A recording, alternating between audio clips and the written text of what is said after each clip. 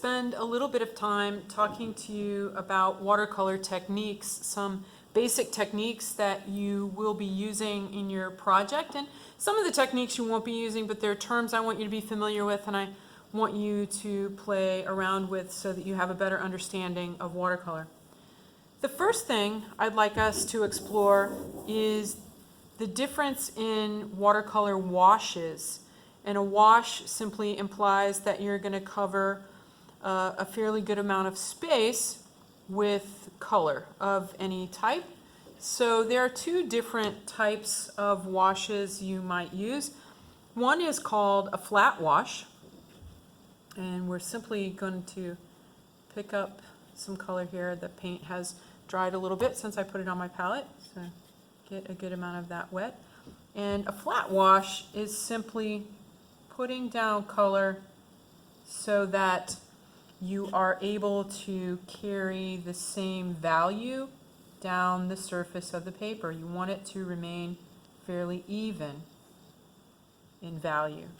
So I'm not trying to let it change. I keep going over and picking up more color and pulling that color down so that I get an even value across the paper. That's a flat wash.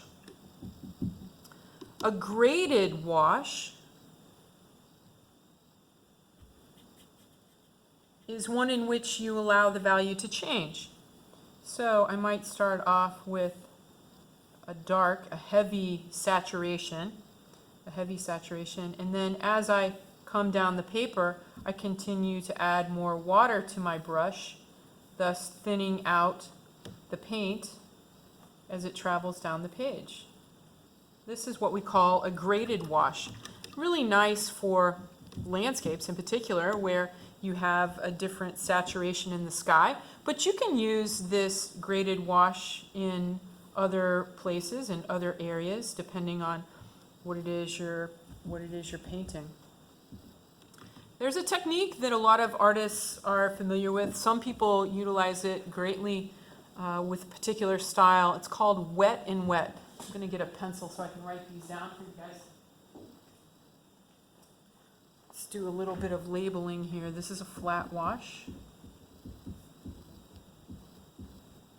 This is a graded wash, like you grade a sketchbook assignment. And now we're going to work on a technique called wet and wet.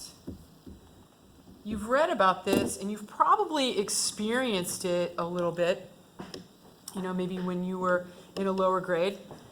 You're going to get an area on your paper wet, and then you're going to introduce color into that area. And you already know what's going to happen when you do that, and that is that the color is going to bleed out into the water, depending on which way it's flowing and depending on how much color you're adding. Watercolor wants to just bleed in the direction. The paper is buckling a little bit and it's moving all around. I can add more color into it. I can add a different color into it.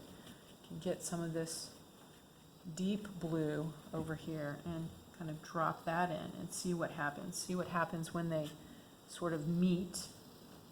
You're getting a mixing of colors, okay?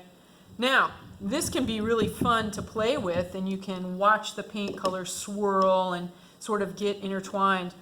But I'm here to tell you, if it happens in a location where you didn't want it to happen, it can end up being a pretty big mistake. So if you paint a value on your page and you need that to maintain a crisp edge and you don't want anything to bleed into it, that paper has to dry all the way. For instance, up here where I did my graded wash earlier, if I introduce paint there now, it's going to bleed into the surface because the paper is still wet there. But if I wait for the paper to dry completely, then I can go up and I can introduce new paint into it wherever I want to, and they won't bleed together. So you have to be really careful. If you're painting one object and then you want to paint the object right next to it, and you don't want them to bleed, you have to let that first object dry all the way, because if you leave a wet edge at all, that paint's going to run into it and bleed. Now, I'm using sketch paper for this, and you will as well. And you can see that it's not maintaining its integrity very well. It's buckling a lot, and that's okay. We're just practicing here with a few things. Another technique I want you to try out is called the dry brush technique, and for this you're going to have a fairly dry brush. Obviously it has to be a little bit wet in order to pick up the paint at all, but a fairly dry brush, and then you're going to drag it across the surface of the paper. I may not have picked a dark enough color. You're going to barely drag it across the surface of the paper. It's not showing up as well as I want it to. Let's pick a darker color.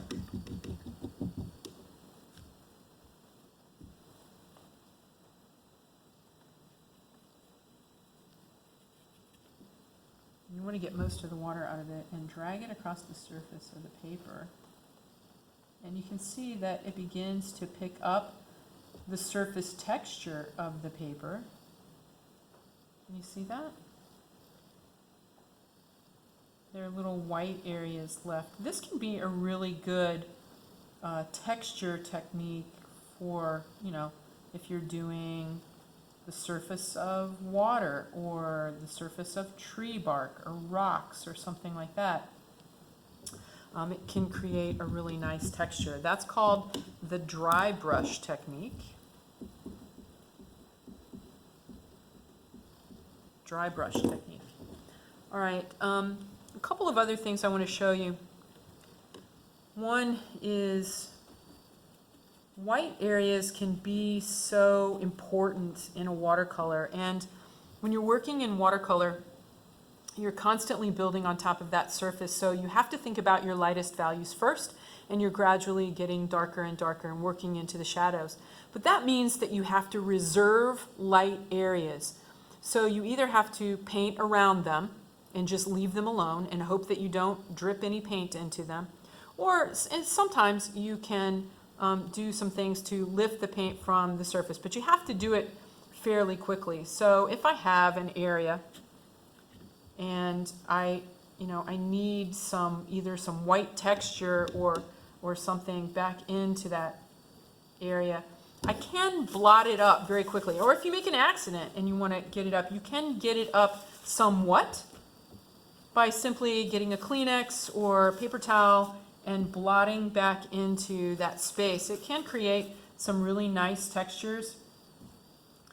Typically, you won't get all the paint back up. The paint stains the paper very quickly and absorbs into the surface of that paper, but you can get some of it back up. And so if you make a mistake and you want to blot the paint back up, one of the keys is to get it wet again, reintroduce some water to that area, kind of keep it loose and on the surface, and then blot it up very quickly. You can get a lot of that paint removed. Not completely, but in large part you can take away a lot of it. You can also wait until the surface dries if you want to scratch a little bit of detail back into it. You can wait until the surface is completely dry and then go back in and scratch through that top surface. Be careful doing that, you don't rip a hole in the paper, because you are actually taking off the very light surface of the paper. The other thing a couple of other things I want you to try are that I want you to try a little bit of color layering or mixing. And you want to start with your light values.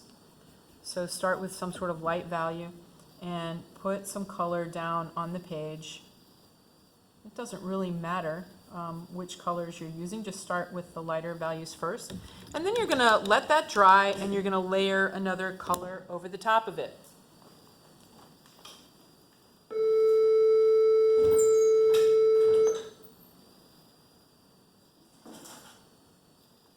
Sorry, in the meantime, I want you to try something else, and that is I want you to try another method for removing color from the page.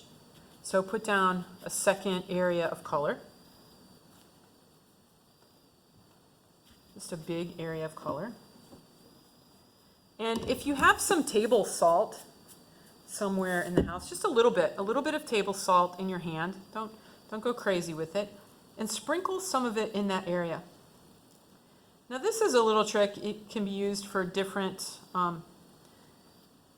textures in different places, but it works the same way that salt on your driveway on the snow works, and that is once you have that color down, the salt absorbs the color and it's going to leave lighter areas, a texture of lighter areas on the paper, sort of like little bubbled areas. You have to, the key is though that you have to wait for this entire area to dry before you brush the salt off, and then you just want to brush it over a trash can. And it will create a little bit of a texture there. So if you're able, go ahead and give that a try. Let's see if our color layering area over here is dry. The yellow is fairly dry, so I want to layer another color right over the top of that. I'm going to just do a light wash of my favorite cerulean blue, and I'm going to do that over a portion of it. And you just want to play around with these color mixtures to see what kind of color you're going to create. And so you see I get sort of a little bit of a green tinge to that, but if I layered a green color over it, I should get a yellow green, which is kind of what you would expect if you were actually mixing those colors on your palette. So you can pre-mix on the palette, or you can mix them right on the paper and get that sort of translucent appeal right on your paper. So try mixing a few color combinations as well. This is blotting. And this is the salt technique. All right, so get a piece of your sketch paper and try that out. Remember, you have several sheets, 8 sheets, I believe, of the sketch paper, and then you have one that's a little bit heavier. Don't use the heavier paper for this. You just want to practice on a piece of sketch paper. Try out some techniques so you get a little bit comfortable using the watercolor.